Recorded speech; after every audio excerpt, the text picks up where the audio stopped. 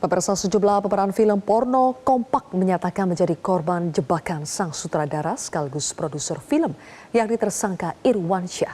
Meski demikian, penyidik Dirkrimsus Polda Metro Jaya akan terus mendalami pengakuan para aktor film porno tersebut untuk menentukan status hukum mereka.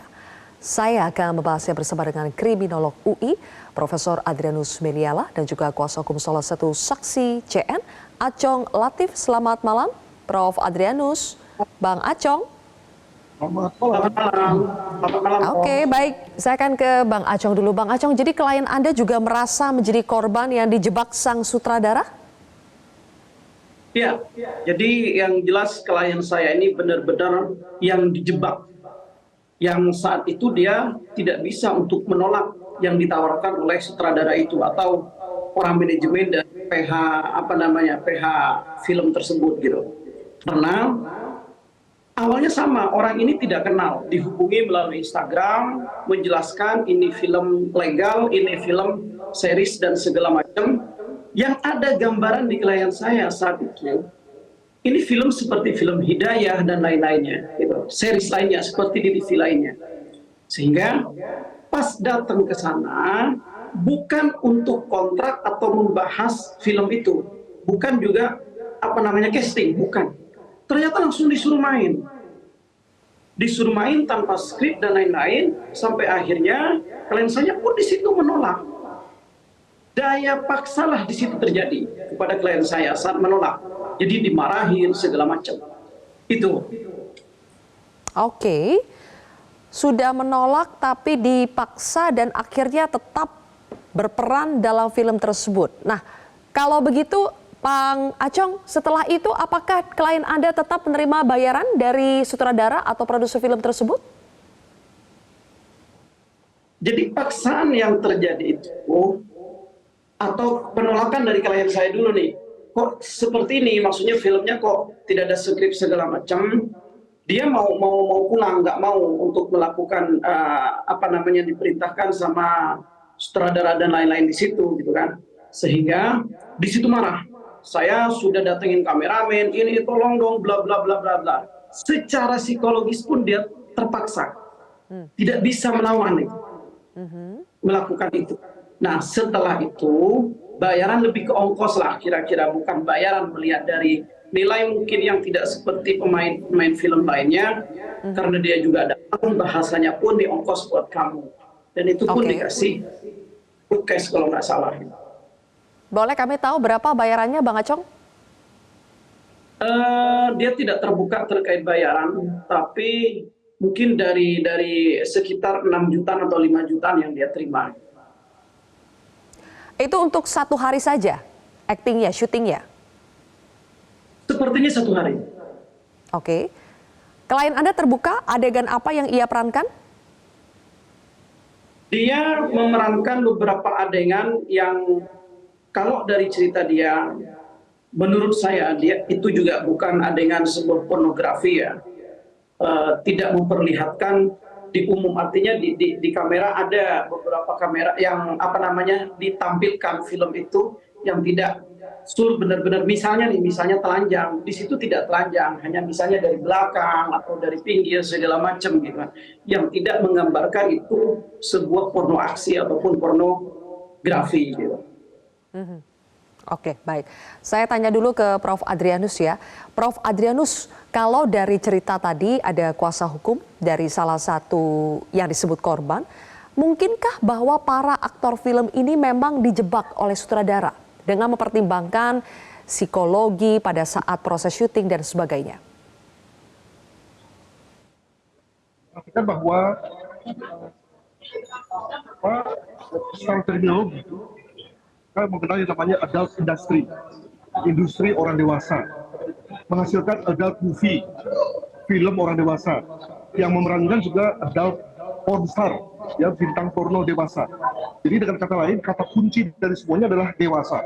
Dewasa secara hukum adalah mampu menentukan sikapnya, mampu menentukan tindakannya, tentu dengan mengasumsikan telah terjadi situasi di mana dia tahu untuk rugi. Jadi ketika kemudian yang bersangkutan dalam hal ini para bintang ini, para talent ini, kemudian meneruskan perbuatannya, ya menyelesaikan perbuatannya, bahkan kalau saya tidak salah juga ada yang mengulangi, maka harus diasumsikan bahwa konteks dewasanya terjadi. Gitu. Untuk itu maka tentu agak susah bagi kita untuk melihat yang bersangkutan sebagai korban.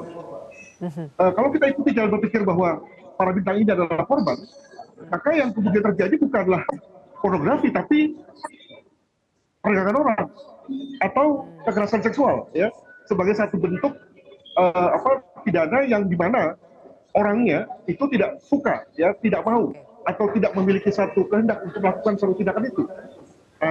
Masalahnya itu yang kemudian rasanya agak susah bagi saya untuk mempercayai bahwa para talent ini tidak berada pada posisi bersetuju untuk melakukan tindakan tersebut. Demikian. Oke, baik. Nanti boleh ditanggapi oleh Bang Acong, terutama soal konteks dewasa di sini, bagaimana seseorang yang sudah dewasa seharusnya mampu untuk memutuskan mana dan yang mana yang tidak mau ia lakukan. Kita akan bahas lebih jauh pemirsa, usai jeda.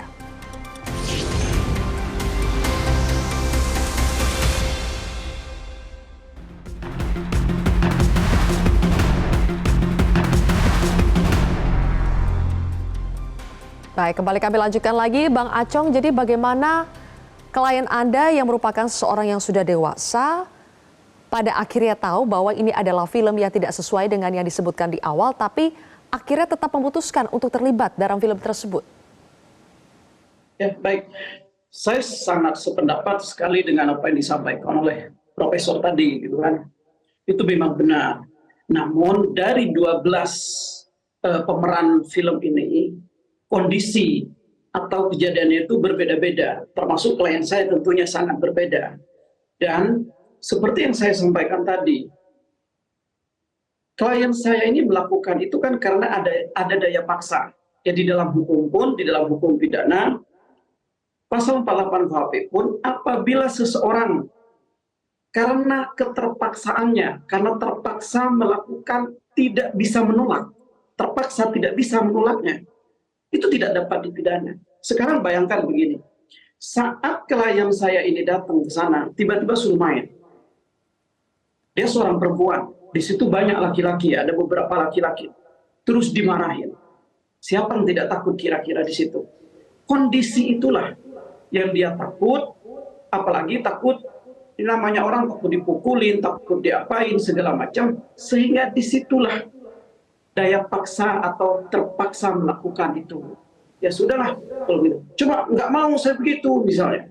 Ini kameramen sudah ada, kamu jangan ngerjain kami, kamu bla bla bla bla bla. Nah disitulah daya paksa yang memang dia tidak bisa untuk melawan suasana saat itu, melawan orang-orang di saat itu gitu. Oke. Prof, bagaimana membuktikan benar atau tidaknya ada daya paksa pada saat proses syuting film porno? Kalau kita ikuti logika bahwa para talent ini adalah korban, maka mestinya terjadi yang namanya viktimisasi. Situasi di mana yang bersangkutan itu berada dalam situasi korban, berada dalam situasi dikorbankan, berada dalam situasi yang maestri, ya, penuh dengan derita. Nah, maka layaknya orang yang berada dalam situasi yang penuh dengan derita, maunya cepat lari, maunya nggak mau meneruskan, maunya nggak mau lagi datang dan seterusnya, bahkan lawan.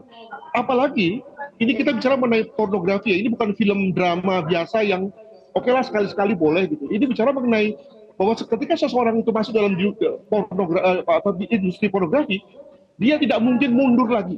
Ya, jadi kalau kita belajar atau melihat daripada pengalaman mereka-mereka yang terlibat dalam dunia pornografi, industri porno, maka sekali masuk dia tidak akan mundur lagi. Kenapa? Karena bayangkan pandangan keluarganya, pandangan komunitas tentang dia sudah amat berubah.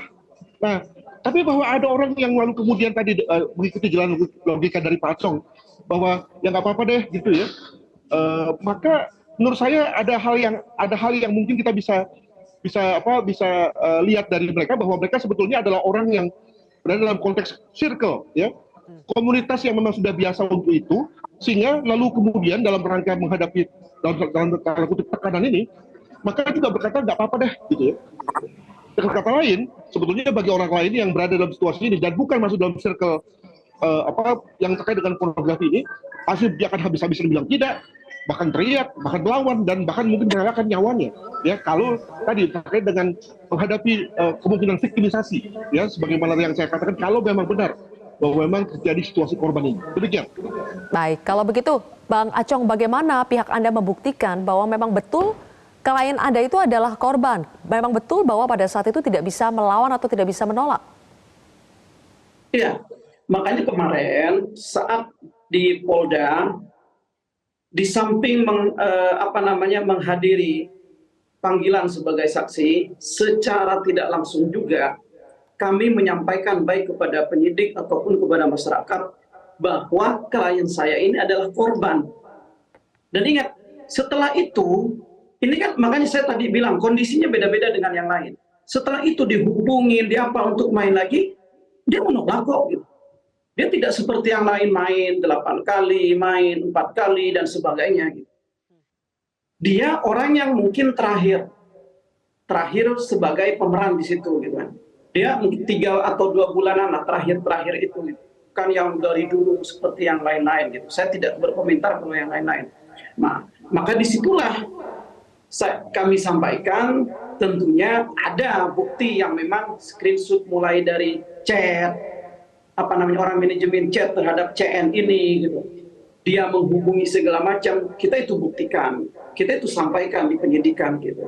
Sehingga disitulah kami menyampaikan bahwa ini adalah korban. Bahkan klien saya mikirnya itu film hidayah kok gitu. Itu awalnya gitu. Baik. Dan di lapangan ternyata tidak seperti apa yang disampaikan oleh yang bersangkutan sebelumnya, tidak seperti yang dijelaskan oleh yang bersangkutan sebelumnya. Oke. Baik, kita tunggu saja dari proses penyidikan maupun penyelidikan apakah nanti korban ini bisa disebut pelaku atau hanya sebagai korban. Kita ikuti saja prosesnya. Terima kasih Prof. Adrianus dan juga Bang Acong. Terima kasih sudah bergabung bersama kami di Prime Time News hari ini. Dapatkan informasi, download Metro TV Extend sekarang.